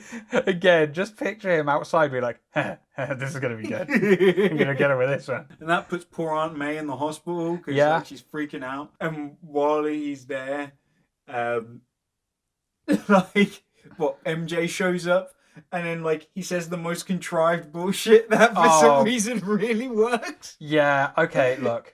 I do admire a lot of the corny sincerity in this movie, but sometimes it actually does push it a bit far for me. Yeah, And yeah. this is one of those moments because it I is was like, so Jesus. unbelievably corny, painfully Like, corny. man gives like this 3-minute speech to like MJ while she's there as to like how looking in her eyes makes you feel stronger and weaker at the same time. It's And then so... he's like, yeah, I guess I said something like that to Spider-Man anyway. Like, whatever. She's Yeah. like, hey man, you could have just said that you want to fuck me. Like, Yeah. like, Yeah, it would have weird been like shit. more subtle. Like, So yeah, then Harry walks in on them holding hands. oh, yeah. Which, him being such a beta, he instantly is like, she's in love with Peter. Yeah. Like, they were holding hands while his aunt was in the hospital. Which totally isn't actually a flaw, because that's totally like... Oh, yeah. It makes sense for his character. Oh, yeah. He actually is totally beta about it. Like, you know, Yeah. his girlfriend gets saved by Spider-Man and she has a crush on him and he starts getting panicked. It's like, Yeah. like, man, if, like, I'll be like, hey, good luck trying to get him because I'm going to try and date him first. Also, it's like, at that point, it's also like having a crush on a celebrity, right? It's Hell like, yeah, no, yeah. you don't... There's no... It's irrelevant, right? Yeah. Like, you don't know who the fuck he is, so it doesn't matter, does it? Exactly. So, like, just the hint there is to fucking get, like, a Spider-Man suit, wear it in the bedroom, dude. Yeah, exactly. You know, that's the not beta way to do it, but, you know, he's fucking beta. So, he leaves. MJ ends up leaving. Yeah. And Aunt May's like, Peter, come on, man. Everyone knows you want to bone down like Mary Jane. And he's like, Like, wait, everyone knows? And then, like, fucking storms out to the payphone, phones MJ, and it rings to the answer phone for a little bit, and then Norman picks up, which, once again, think about the time and effort there. You don't know how fucking long he's been just waiting. At some point, Peter's gonna call MJ. just sat there in the goblin suit, like, just drinking some tea or something. Like, This is gonna be good. Gonna get him with this one. Can Spider-Man come out to play? Yeah. Yep. Which leads us into the climax of the Hell movie. yeah. The choice. The sadistic choice. Yeah, where he's like, What do you want to do, Spider-Man? Save your girlfriend or suffer the little children?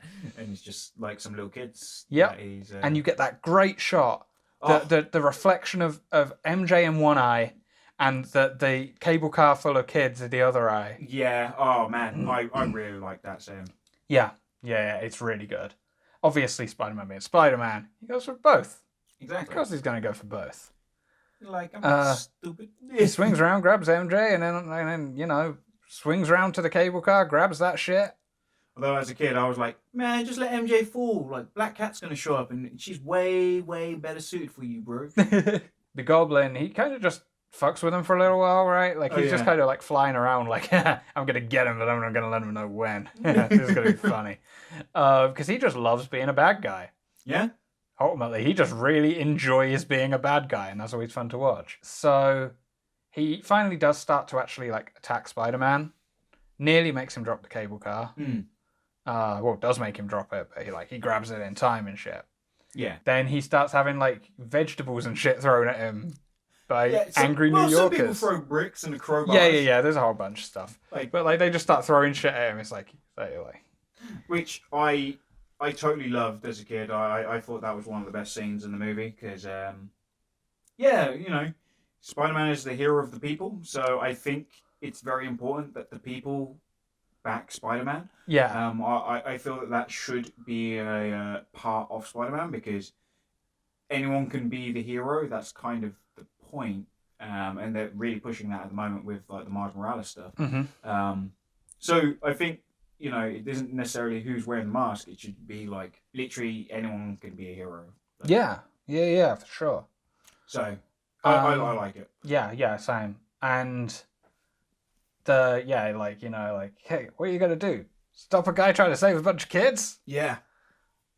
Yeah, And you mess with one of us, you're messing with all of us. And if you want to go like no bullshit again, like, man, that was a multicultural group of people. Like, that was just one black dude with dreadlocks and like some other people up there. Like, We all know New York's mostly white. Yeah, that's JW's coming in with their agenda again, like just ruining movies. So, yeah, that like obviously he ends up saving them both.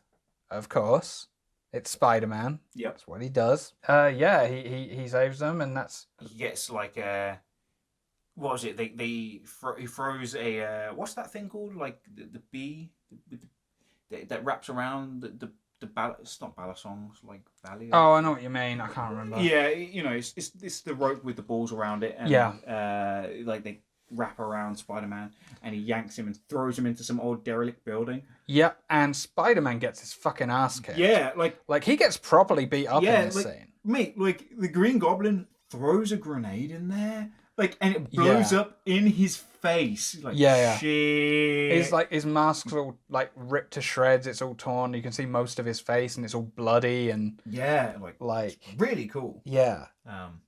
Funnily enough, it's rare to see shit like that in even the grittier sort of superhero movies. Like a hero getting that beat up. Yeah.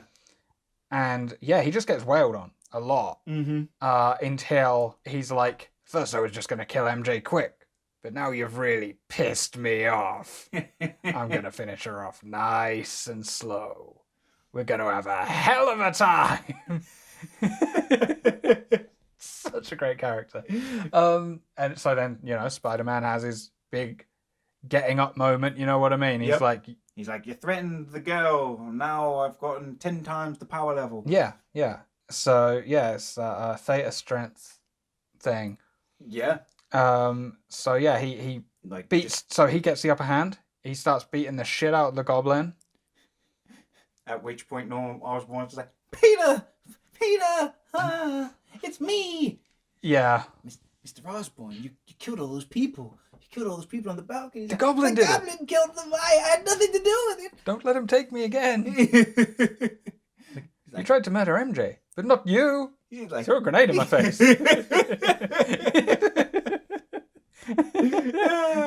So, he in what is the ultimate fucking boss move. Yeah, he tries to use his glider to kill Spider-Man. Like, beep beep, auto fly kill maneuver. One button. Yep. One button. So the glider has like these spikes that come out the front. So it's like it's poised. It's completely stealthy. There's just no sound coming from the thing. And then engines on the back. Yeah, and then it shoots forward and. Dude's got spider sense. So he gives him the cue because he's like, Godspeed, Spider-Man. Yeah. So he yeah, what was it? Because it's like, I was like, what was it? A father to you. Be a son to me now. Like, I have a father. His name is Ben Parker. It's like, Godspeed, Spider-Man. Yeah. So then Peter jumps out the way. He gets impaled by his own and he's like, glider. This is super quick. So there's the don't tell Harry moment. Yeah. It collapses. And Spider-Man takes Norman to his apartment where he's spotted by Harry. Yeah. That leads into the sequel. And then we get to the final scene of the movie, and I know you've got some shit to say about the final scene. I think the final scene, in my opinion, is like the greatest superhero scene in any movie. Like, it's the best way to end any movie, I think. Just because of the perfect setup of themes. Like, Mary Jane finally comes to Peter and she's like, hey, while I was up there, the only thing I was thinking is, God, I wish I could see your face again. Yeah. Which is really nice and sincere, actually. Mm-hmm. And she says, look, going through all this stuff, I realized, Peter, that I loved you. You've always been there for me. You've been really cool. And it'd be nice if we could make something happen. Which is what Peter's been working for the whole movie. Yep. And it's great. And there's like this awesome split second. Like, obviously, you've seen the trilogy. You know what happens. And then there's that awful moment where you're like, oh shit, Peter's not going to go for it. And he's like, yeah, like, yeah, I can't at the moment. There's so much stuff to tell. And she's like, yeah, there is a lot of stuff to tell. Like, she doesn't get it. Like, Yeah. she doesn't realize that he's turning her down. Yeah. You're like, oh, God. At which point, yeah, he's like, He does hey, the friend zone I'll be move, your yeah. friend. You're like, why? But I freaking love it because that's the whole point of Spider-Man's character. Yeah. It fits perfectly. Self-sacrifice. Yeah. Like, oh wait, Sam Raimi's the only person to understand like Spider-Man. Fair enough. Like, Yeah. God, it was good. And I love the end scene where he's like, no matter what life holds in store for me, I will always remember these words. With great power comes great responsibility. This is my blessing, my curse. Who am I?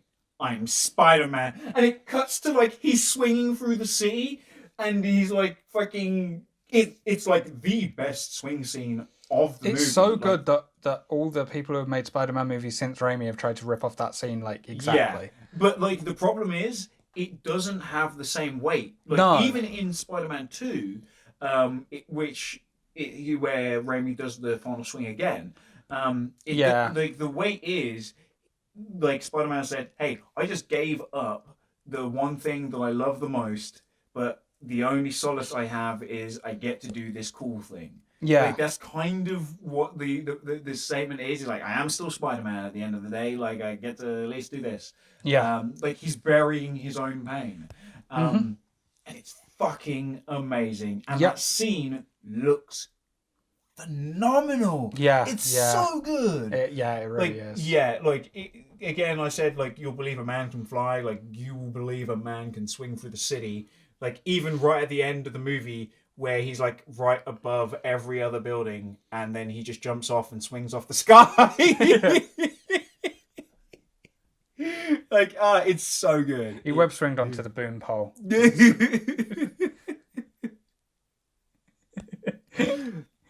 Yeah. Fucking nailed it. Like, yeah. Perfect, absolutely. So I guess we're on to conclusions since the run through ended up being the talk, and it's longer than anything we've talked about. Yeah. On this, surprisingly, we were able to keep it significantly more structured than the last time we squeed over a movie. So yeah, a lot. So final thoughts. God damn, this movie is good. If you don't think this movie is good, I don't know what you think of how do you watch anything? Like, the structure's great, the pacing's great. Like, everything's good. If you want to complain that it's hokey, I guess you're just a joyless, soulless cretin. You know what? That's it. I think it doesn't play well to teenagers because a lot of teenagers, they don't want hokey. They want to be cool. They want to be edgy, and it's not that. Mm-hmm. So I think there's a little bit of that. Yeah. But I don't give a shit. This movie is fucking great. Hell yeah. And it's not even the best movie in the franchise. Right? Like, Jesus, how do you not plan a movie and then make a better one? Yeah. Fucking gold. So yeah, 100% recommend if you haven't seen it. Why the fuck haven't you seen it? Yeah, who hasn't seen it? Yeah. But if you haven't for some reason, fucking watch it, man. It's good, and good movie. Apparently, anyway, like, the new Spider-Man's going to have Tobey in it anyway, so now you have to see the movie because it's part of the MCU canon. Yeah, he's also going to be in the new Doctor Strange. Because because Sam Raimi's directing the new Doctor Strange movie. Oh god. Oh man, this is getting crazy. Like, somehow, like, Tom Holland just gets replaced. Like, instead of being the face of the MCU, he's just Toby again. And he's like, you're trash. Fucking Billy Maguire moves is so good. Oh, man. Oh, okay. Right. Yeah. Okay, I think we've said everything we can say. Yeah. Until next time, Ian Beale. Well, it's that time again. We've made it to the end of the video, and thank you very much for listening. Seeing as you've made it to the end, it probably means that you like what me and Max are doing, so why not check out one of our other videos, like the podcast for Kung Fu Hustle. We have a lot of fun on that, and it goes a bit crazy. But if you wanted maybe something a bit more structured, try looking at Black Klansman. yeah, they're the two I'm going to recommend this week. As always, it's greatly appreciated if you can like and subscribe. Thanks, guys. Ian Beale.